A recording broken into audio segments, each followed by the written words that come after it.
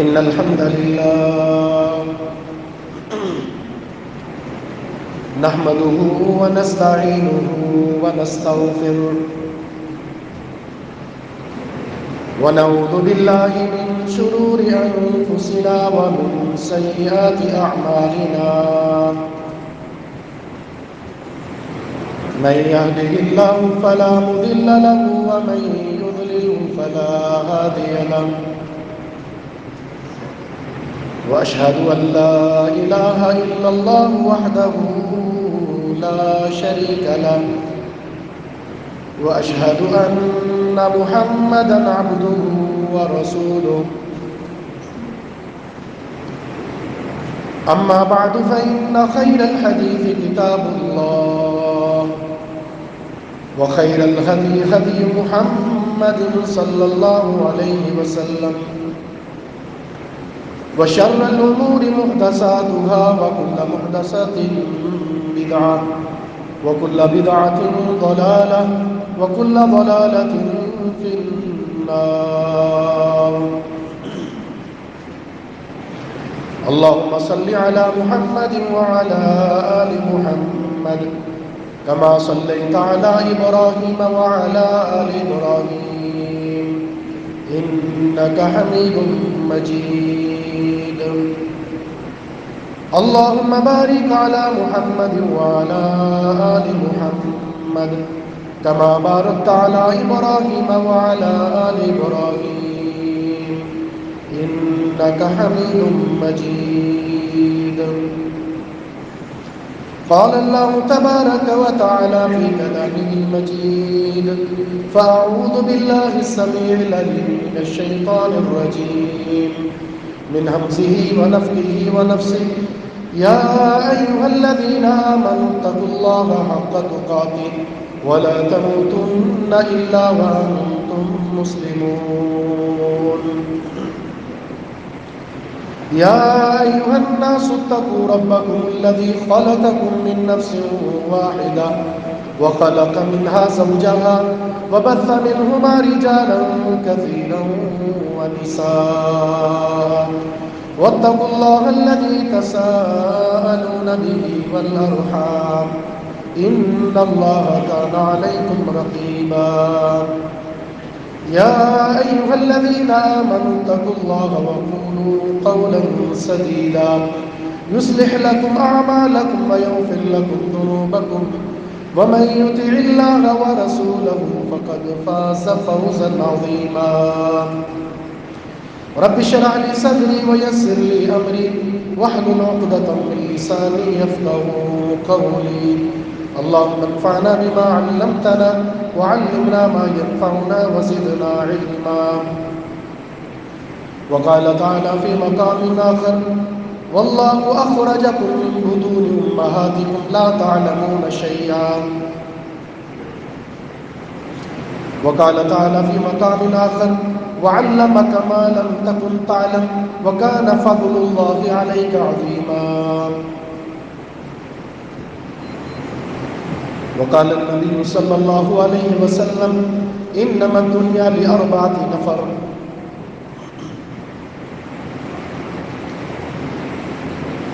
انسان اس حقیر سی دنیا میں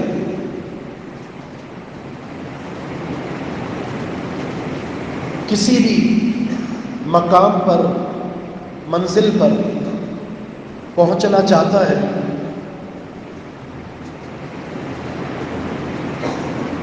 چاہے وہ مقام کتنا ہی معمولی نوعیت کا کیوں نہ ہو، اس وقت تک اپنی منزل تک نہیں پہنچ سکتا جب تک اس کے پاس اس منزل کے بارے میں مکمل معلومات نہ ہو۔ مثال کے طور پر ایک شخص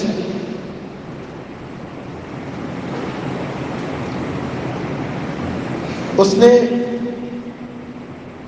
شہر کا کوئی ایک ایسا علاقہ، ہم لے لیتے مثال کے طور پر گلشن حدید ہے، اس نے کبھی نہیں دیکھا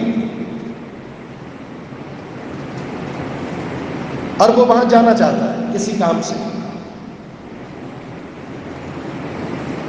جب تک اس کا ایڈریس صحیح طریقے سے معلوم نہیں کر لیتا،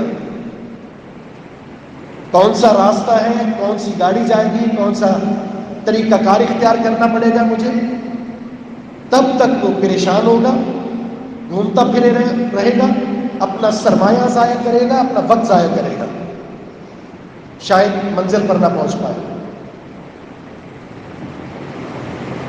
اور اس حقیقت کا ادراک ہم میں سے ہر شخص کو ہے۔ جنت تو بہت بڑی متاع ہے، دنیا اور دنیا کے سارے خزانے بھی خرچ کر لیں، جنت کی ایک بارش بھی نہیں خرید سکتے۔ ایک بارش بغیر علم کے جنت میں چلے جائیں گے۔ بغیر علم کے وہ عمل جو آپ کر رہے ہیں، وہ عمل جو آپ بغیر علم کے کر رہے ہیں، کیا یہ عمل آپ کو جنت میں لے جائے گا؟ کیسے ممکن ہے؟ دنیا کے ایک حقیر سے مقام پر آپ جانا چاہتے ہیں، جب تک معلومات پوری نہ ہو، صحیح نہ ہو، آپ نہیں پہنچ سکتے، اور بغیر علم کے عمل کر کے آپ جنت پہنچنا چاہتے ہیں۔ اللہ کے رسول کا فرمان ہے، بڑی مشہور حدیث ہے، من سلک طریقا یلتمس فیہ علما سہل اللہ لہ بہ طریقا الی الجنہ۔ جو حصول علم کے لیے کسی راستے پر چلتا ہے، ایک راہ پر چلا ہے حصول علم کے لیے، اللہ رب العزت اس کے لیے جنت کا راستہ آسان کر دیتا ہے۔ کیسے؟ اس لیے کہ جس راہ پر چل کر وہ علم حاصل کرنا چاہتا ہے، اس علم میں جنت کا راستہ بتایا گیا ہے۔ جس علم کو وہ سیکھنا چاہتا ہے، اس میں پورا پروگرام ہے، جنت میں جانے کا راستہ ذکر کر دیا ہے۔ وہ صراط مستقیم ہے کون سا، اس کی حدود اور قیود کون سی ہیں، اس پر چلنے کے لیے کیا چاہیے، اس راہ سے بھٹکنے والے افراد سے کیسے بچا جائے گا، پوری معلومات موجود ہے۔ جنت کا راستہ آسان ہو گیا۔ ورنہ صحیح علم نہیں ہوگا، آپ کھپ جائیں گے، تھک جائیں گے، جھک جائیں گے، مٹ جائیں گے، لیکن اللہ جنت نہیں دے گا، اس لیے کہ جنت کے لیے جس راہ پر چلنا تھا آپ چلے نہیں۔ جہالت کا سب سے بڑا تباہ کن نتیجہ یہ ہے، انسان عمل کر کر کے کھپ جاتا ہے، تھک جاتا ہے، پیشانی پر نشان پڑ جاتے ہیں، لیکن تسلا نارن حامیہ، اللہ بھڑکتی ہوئی آگ میں ڈال دیتا ہے۔ محنت بہت کی ہے، لیکن جہالت کی بنیاد پر۔ صحیح معلومات آپ کو ہوگی، صحیح علم، صحیح عمل، اور نتیجہ صراط مستقیم آسان۔ تو آج کے اس خطبے کے لیے میں نے علم کی اہمیت، ضرورت اور افادیت کا انتخاب کیا۔ اس کے پیچھے دو وجوہات ہیں۔ ایک وجہ رمضان کے بعد جو شوال کا مہینہ ہوتا ہے، یہ اسلامی مدارس کے نئے سال کا آغاز ہوتا ہے، تو یہ ترغیب طلب علم پر۔ اور دوسرا مقصد، اللہ کے رسول کی دو حدیثیں، ظاہر ہے کہ یہ جامعہ ہے اور دور دراز علاقوں سے طلبہ یہاں پہنچے ہیں۔ جب بھی رسول اللہ صلی اللہ علیہ وسلم کے پاس میں طالب علم آتا تھا، آ کر یہ کہتا تھا، جئتک لأطلب العلم، اللہ کے رسول میں آپ کے پاس علم سیکھنے کے لیے آیا ہوں۔ تو پیارے پیغمبر علیہ الصلوۃ والسلام سب سے پہلے کیا کہا کرتے تھے؟ مرحبا بطالب العلم، طالب علم کو خوش آمدید۔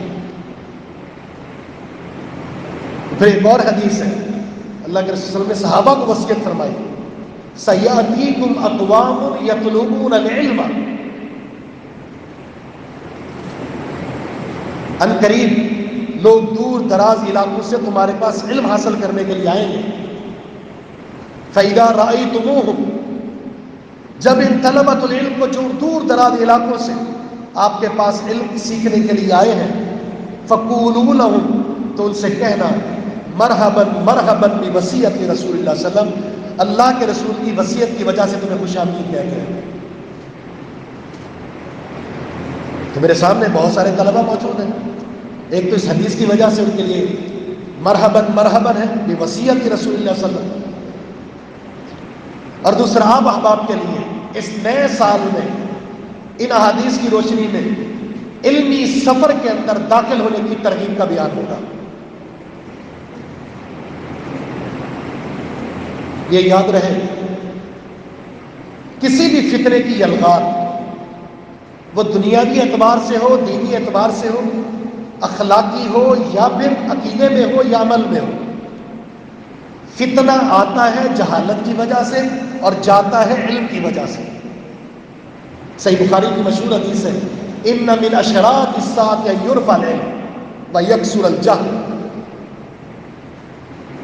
قیامت کی نشانیوں میں سے یہ ہے علم اڑ جائے گا اور جہالت عام ہو جائے گی. جب جہالت عام ہوگی تو نتیجہ کیا ہوگا؟ نمبر 1، بدکاری اور زناکاری عام ہو جائے گی، نشہ آور چیزوں کا استعمال عام ہو جائے گا، قتل و غارت عام ہو جائے گی.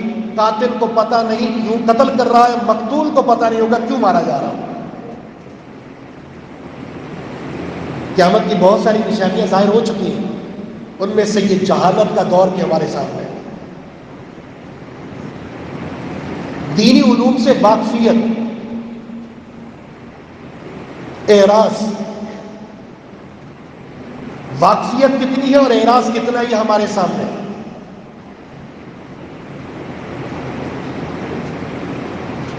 تو آج فتنوں کی یلغار صحیح علم اور منہجی علماء کا دنیا سے رخصت ہو جانا ہے. کتابیں موجود ہیں، لائبریریاں بھی موجود ہیں، لیکن وہ منہجی علماء جن کے سینوں میں کتاب و سنت کے ساتھ فہم سلف موجود ہے، اس کتاب و سنت کو رسول اللہ صلی اللہ علیہ وسلم نے صحابہ کو کیسے سمجھایا، صحابہ نے کیسے سمجھا، تابعین کو کیسے سمجھایا، یہ جو سلسلہ ہے فہم سلف کا متوارث سلسلہ، اس کے جانشین بہت کم ہیں. کتاب و سنت کا دعویٰ کرنے والے بہت ہیں، اپنی مرضی کا بیان بازی کرنے والے بہت ہیں، مسلک کی تعصب کی بنیاد پر کتاب و سنت کی تشریح کرنے والے بہت ہیں.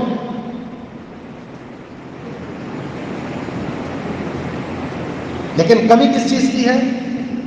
اس فہم سلف کی روشنی میں کتاب و سنت کو بیان کرنے والے. تو اس دور میں جو علمی اعتبار سے اگر بات کریں تو قحط الرجال ہے، افراد کی قلت ہے.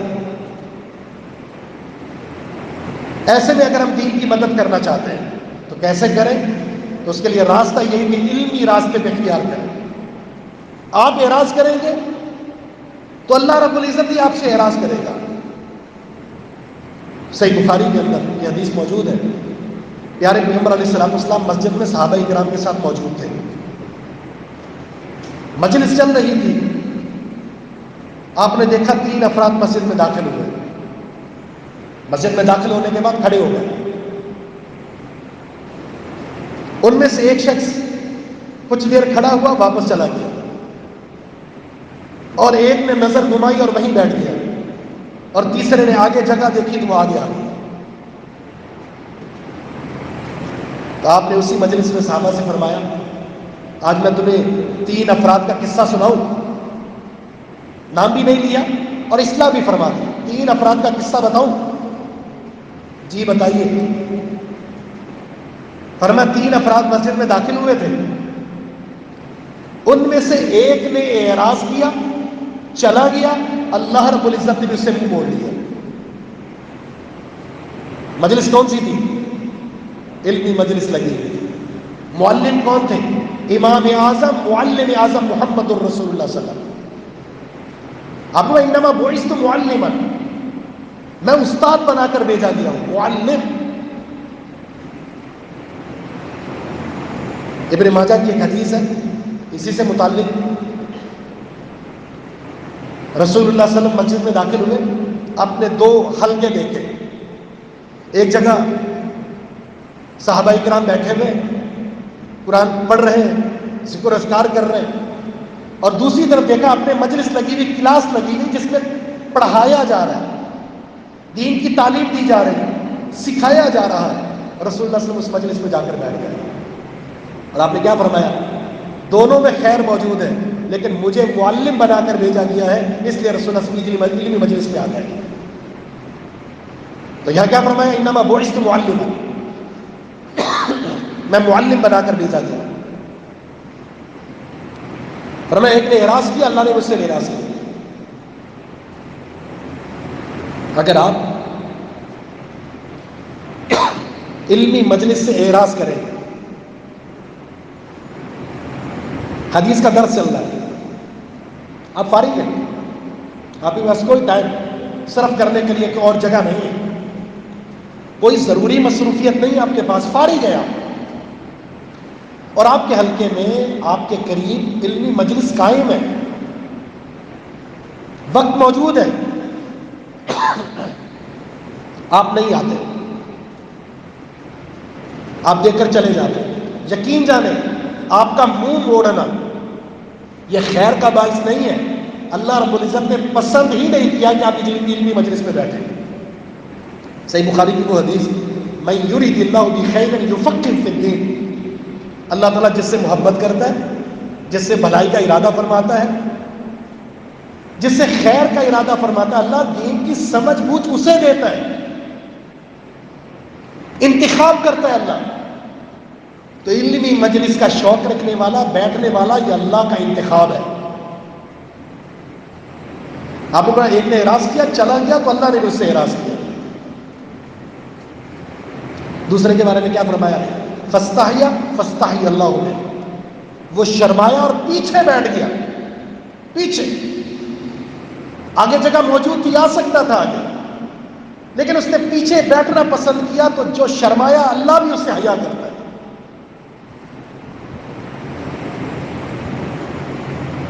تیسرے کے بارے میں کیا فرمایا؟ تیسرا شخص جو تھا اس نے جگہ دیکھی، کہیں آگے جگہ ہے، میں آگے جا کر بیٹھ جاؤں، معلم کے قریب بیٹھ جاؤں، اسے دیکھوں اور اس کی بات کو غور سے سنوں۔ اس نے جگہ دیکھی اور وہ آگے آ گیا، فَأَبَى إِلَى اللَّهِ فَآبَاهُ اللَّهُ، اس نے اللہ کی طرف آگے بڑھنے کی کوشش کی تو اللہ نے اسے آگے جگہ دے دی۔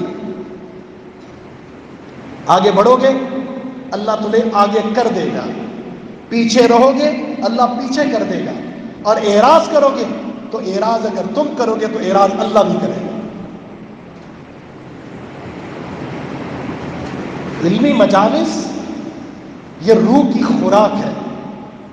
پیارے پیغمبر علیہ الصلوۃ والسلام نے صحابہ سے فرمایا، اذا مررتم بریاض الجنہ فارتعوا منها، اے میرے صحابہ جب جنت کے باغیچوں سے گزرا کرو تو کچھ کھا پی لیا کرو۔ صحابہ نے پوچھا اللہ کے رسول ریاض الجنہ کون سی جگہ ہے؟ تو آپ نے فرمایا علمی مجالس۔ جہالت فتنہ ہے، علم کا حصول اس فتنے کا سدِ باب ہے۔ یاد رہے ہمارے جسم کی خوراک اس مٹی سے اللہ نے تیار کی ہے۔ بھائی طبیب حضرات کہتے ہیں نا، جب اس جسم کو مصنوعی خوراک دیتے ہیں آپ فیکٹریوں میں تیار شدہ، اصلی خوراک کو چھوڑتے ہیں، یہ بیماریاں لاحق ہو جاتی ہیں۔ ایک محاورہ جو کہا جاتا ہے مسلمان دو نمبری کرتے ہیں، یہ اپنی جگہ پر ہے، لیکن جو دو نمبری مغرب زادہ اور یورپین نے کی ہے اس کی کوئی مثال نہیں۔ ماضی میں جتنا ماضی میں چلے جائیں ہماری خوراک اصل تھی، ہماری خوراک اصل تھی، اصلی چیز کھایا کرتے تھے، توانات بیماریاں کا رواج نہیں تھا، تو انہوں نے کاروبار بنایا مصنوعی چیزیں بنا کر آپ سے اصل کو چھین لیا ہے، اور دو نمبر چیزیں جو ان کی اپنی فیکٹریوں میں تیار کرتا صرف اصول مال کے لیے، نتیجتاً جتنی مصنوعی چیزیں تیار ہوتی ہیں اتنے ہاسپٹل بنتے ہیں، اتنی امراض ہیں، نئی نئی بیماریاں۔ تو اس جسم کو توانا رکھنے کے لیے اصلی خوراک چاہیے، جو روح ہے نا ہماری روح، اس روح کو توانا رکھنے کے لیے، زنگ آلود ہونے سے بچانے کے لیے اصلی خوراک کی ضرورت ہے، اور وہ ہے قرآن و حدیث۔ اور یہاں بھی دو نمبریاں کی گئی، قرآن کو نہیں پڑھنا گمراہ ہو جائیں گے، خود نہیں پڑھنا۔ ہاں بھائی فضائل اعمال آپ پڑھ لیں، یہ قرآن کا نچوڑ ہے۔ ہدایہ قرآن جیسی کتاب ہے،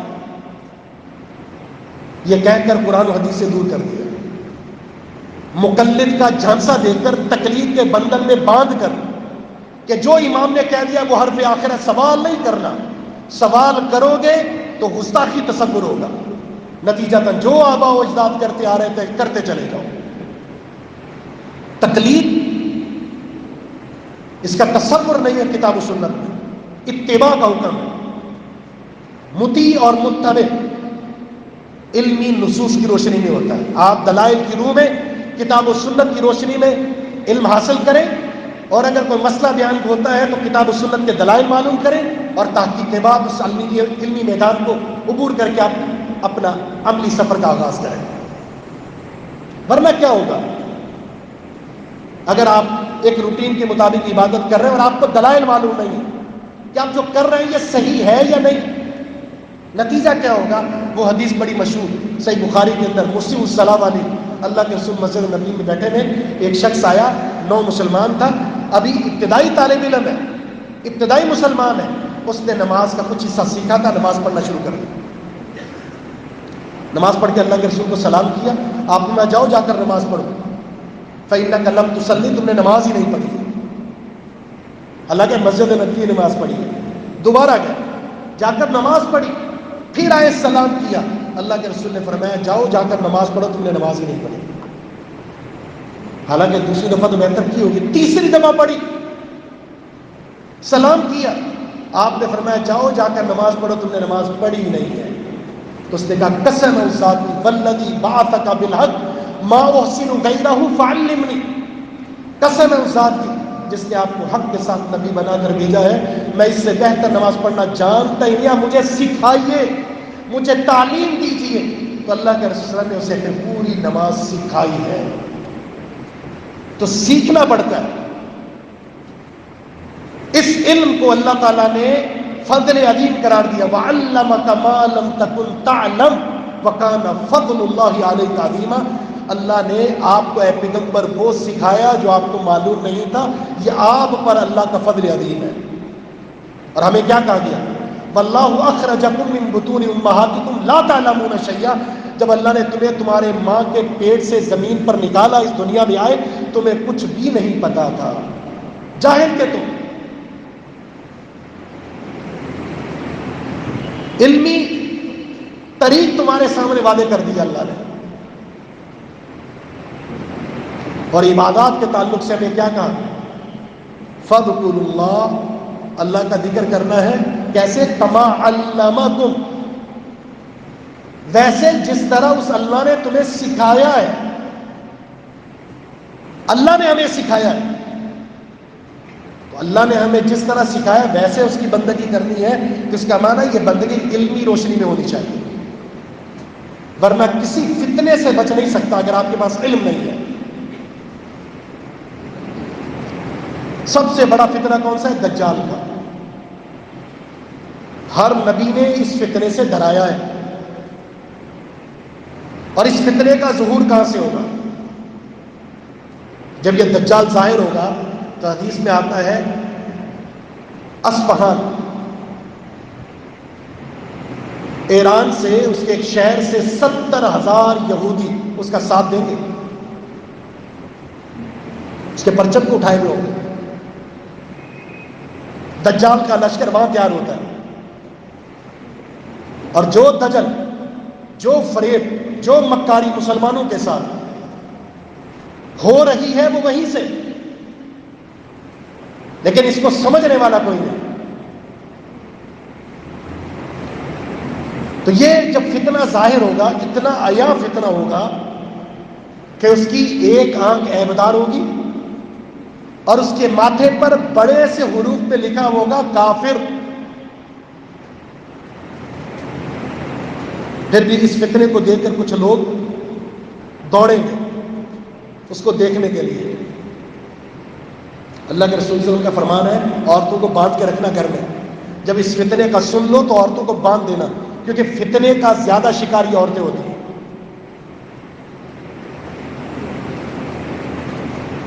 جو وہاں جائے گا تو اس فتنے کا شکار کیسے ہوگا؟ اس کی جہالت دیکھیں ذرا.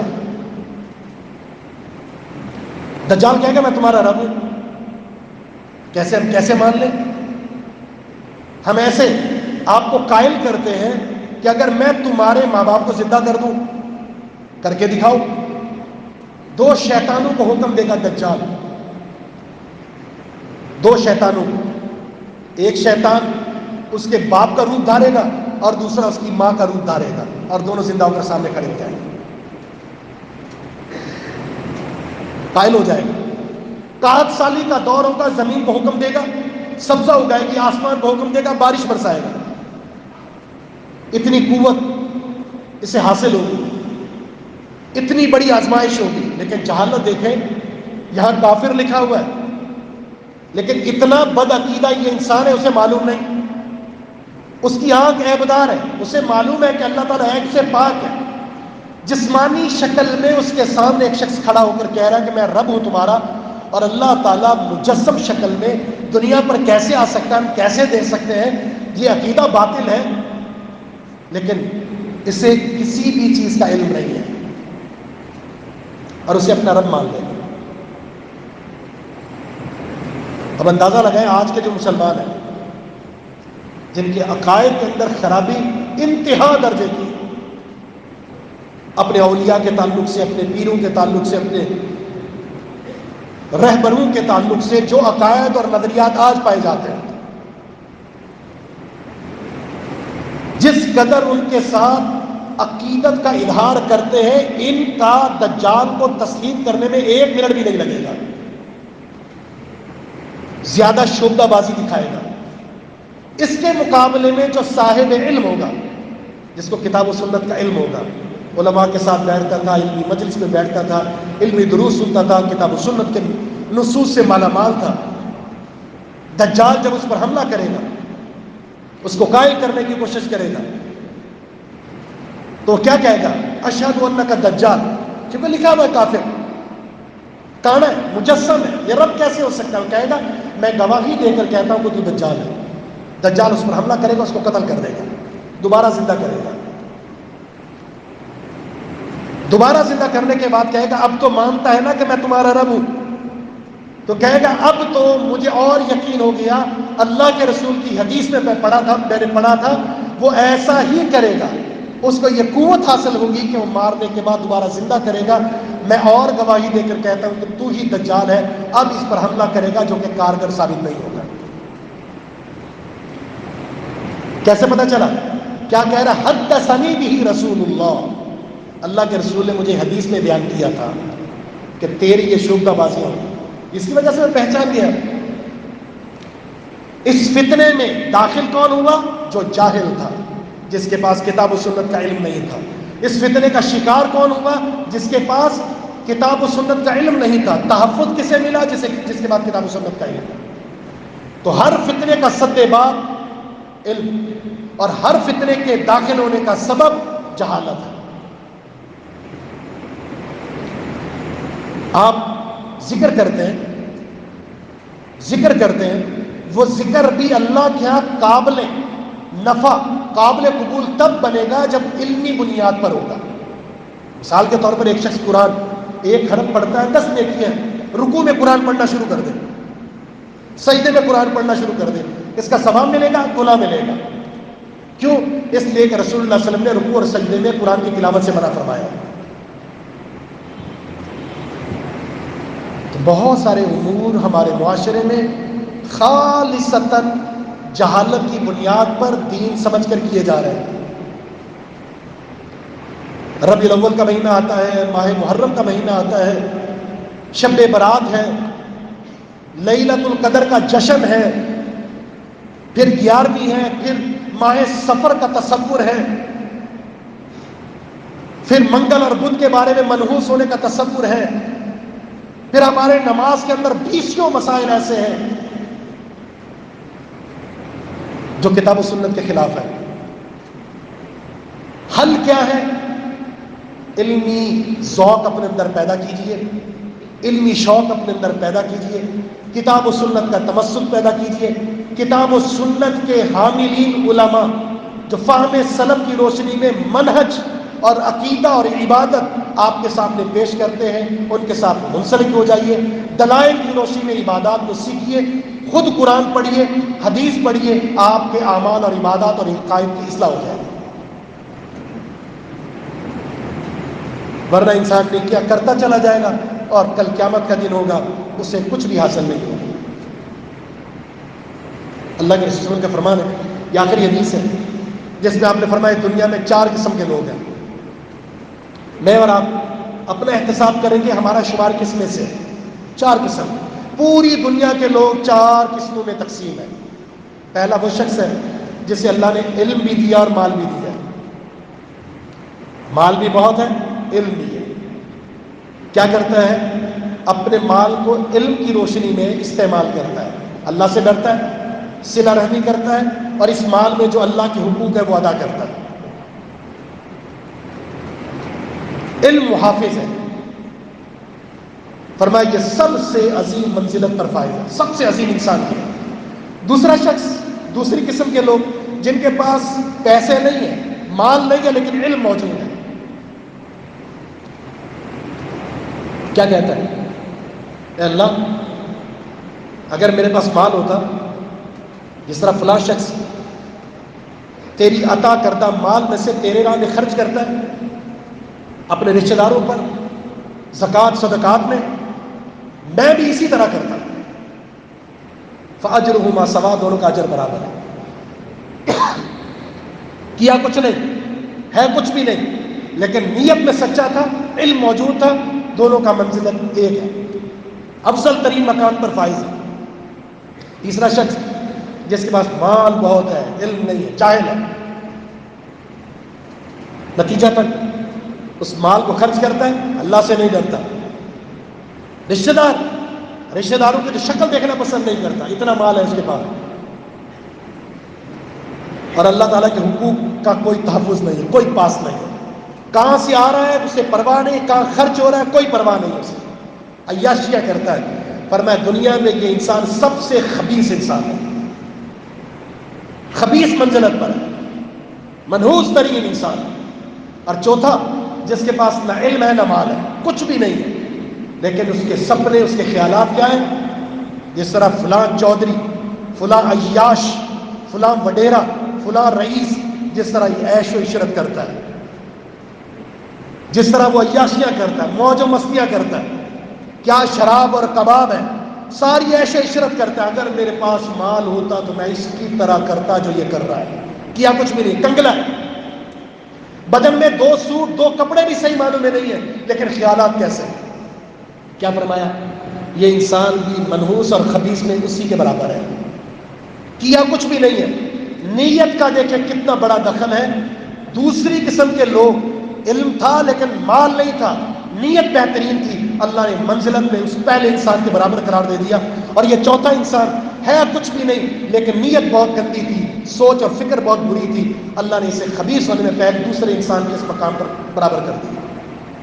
اب میں کہاں کھڑا ہوں، آپ کہاں کھڑے ہیں، ان 4 افراد کی اس تقسیم میں ہم اپنا احتساب کر سکتے ہیں۔ اللہ رب العزت سے دعا ہے کہ رب العالمین یہ جو علمی سفر ہے، علمی ذوق شوق، کتاب و سنت کے ساتھ وابستگی، اللہ کے رسول کے فرامین کا علم، اس کو سننا اور اس کے مطابق اپنی عبادات کی اصلاح کرنا، اللہ تعالیٰ اس کے ساتھ ہمیں اپنے تعلقات کو استوار کرنے کی ہمیں توفیق عطا فرما دے۔ وہ طلباء جو حصول علم کے لیے تشریف لا چکے ہیں، اللہ تعالیٰ ان کے آنے کو اور ان کے سفر کو مبارک بنا دے، اور اللہ رب العزت ان کے اس اسفار میں جو ان کی نیتیں ہیں، جو اخلاص ہے، جو ان کے والدین کے خیالات ہیں، اللہ رب العزت انہیں بہت ہی اعلیٰ اور پاکیزہ بنا کر انہیں اعلیٰ مقام عطا فرمائے۔ وما توفیق الا باللہ، وآخر دعوانا الحمد للہ رب العالمین۔